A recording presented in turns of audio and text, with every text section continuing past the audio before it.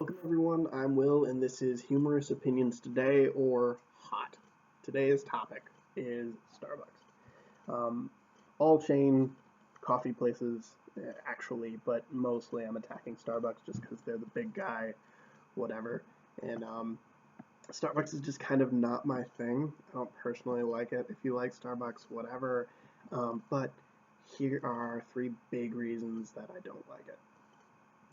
First big thing is it is wasteful.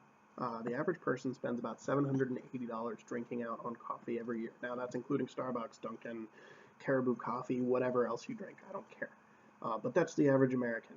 That's people from me who I spend probably $30 a year drinking out on coffee, to the dude who drinks a Starbucks latte for $8 every single day because he wants to. Everybody averaged out. Millennials spend an average of $10 extra a week, but we won't cover that.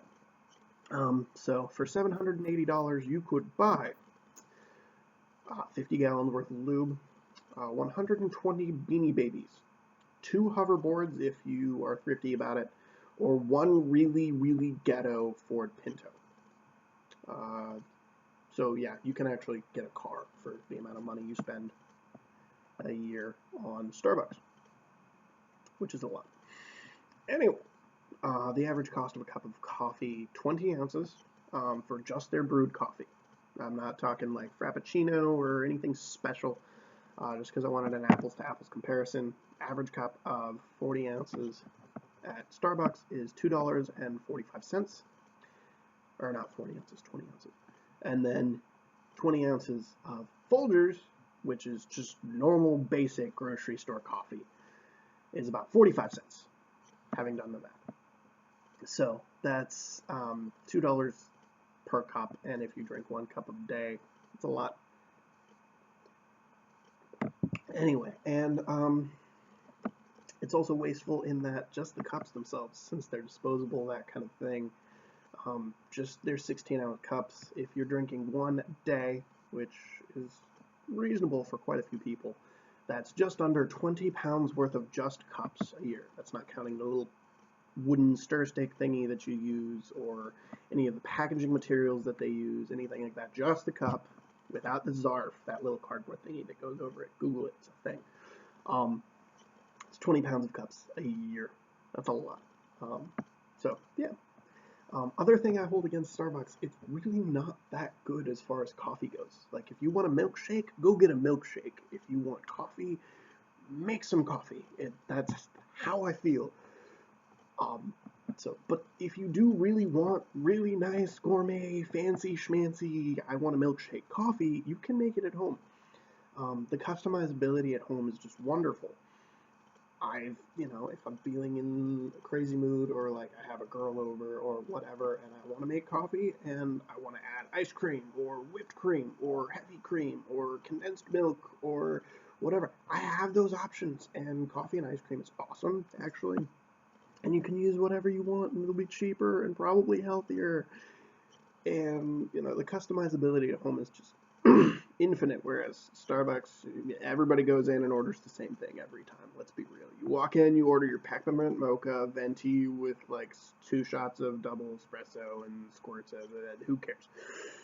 Anyway, so it's also significantly healthier at home. The average Frappuccino, let's talk a 16 ounce, just because that's a normal size, is about 130 calories. Now, if you drink Starbucks 3 times a week, which is reasonable, that's actually kind of low for a lot of people, but 3 times a week, just that, every single week, that is about 20,000 some calories over the course of a year.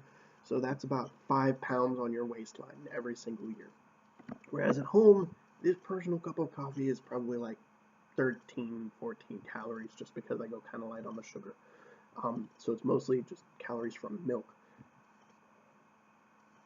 Because coffee in and of itself has 0 calories. Precisely 0. It's also way more chemicals in Starbucks coffee versus everything else. Let's talk about their pumpkin spice latte, even though it has literally 0 pumpkin ingredients at all. It's got 2 doses of caramel color 4, which is made with ammonia, and it's considered a carcinogen. If you don't know what that means, please Google it, because I don't feel like educating people. It's got a quote toxic dose of sugar according to foodbabe.com, which is 50 grams of sugar. That is a lot of sugar, though. That is a ridiculous amount. Ambiguous natural flavors made from anything found on Earth. So, like, if it's in the prostate gland of a beaver, it can totally go in there under natural flavors. Artificial flavors, so they have found traces of, like, petroleum in these kinds of drinks, which is made out of oil. That's disgusting. There's all sorts of preservatives, sulfites, pesticide residue, all of that stuff. And if you are vegan, I don't know if you are, I don't really care, but it doesn't have any kind of vegan ingredient, any kind of vegan whatever. Even with made with soy, it's got, condensed milk and those kinds of things in it every time. So, sorry about that. Whereas at home, if you're making just random Folgers, it's going to maybe have traces of pesticides, being realistic. So, that kind of thing. Also, in a national blind taste test, Folgers, clearly my brand. I like Folgers. It's just what I drink. Not being paid by them because I'm not big enough to have anybody care about me. But in a national blind taste test, Folgers scored 2 places higher than Starbucks. Also, link in the description if you want to check my sources. Those kinds of things. Third big thing I hold against Starbucks is just the attitude. Not even just of the employees or the atmosphere or anything like that. I'm talking just the customers. Like last time I was in there, there was this pompous white. I say white because she was really white, but she's like the stereotypical rich white girl. Late 20s, early 30s, somewhere in that range, probably a little older, don't know, don't care. Wearing like skin-tight leggings that are leopard print, the faux fur puffy black whatever with like the and then all of that stuff.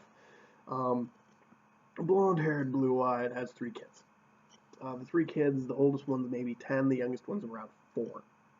Orders herself a venti peppermint mocha with the flavors and the creams I don't care, whatever. I order like Tazo tea if I go to Starbucks. But anyway, she orders the schmancy over the top, I like my coffee drink. And then orders something for her 3 kids. Each of them. So the thing I noticed was the 4-year-old got a 16-ounce, whatever that one is, of Frappuccino. So, sugar bomb for a 4-year-old. That is a lot of sugar for a 4-year-old. That's a tiny little body with like 50 grams of sugar. That's a ridiculous amount of sugar for a kid. And caffeine, which at 4 years old is awful. You're not fully developed yet, those kinds of things, and it causes like hardening of veins, and they talk about it stunts your growth. I don't know if that's true or not. Didn't do the research on caffeine. But it's just, no. It's disturbing to me. So that kind of attitude, not really my thing. Also, like, if you go in the mornings, like, just the line.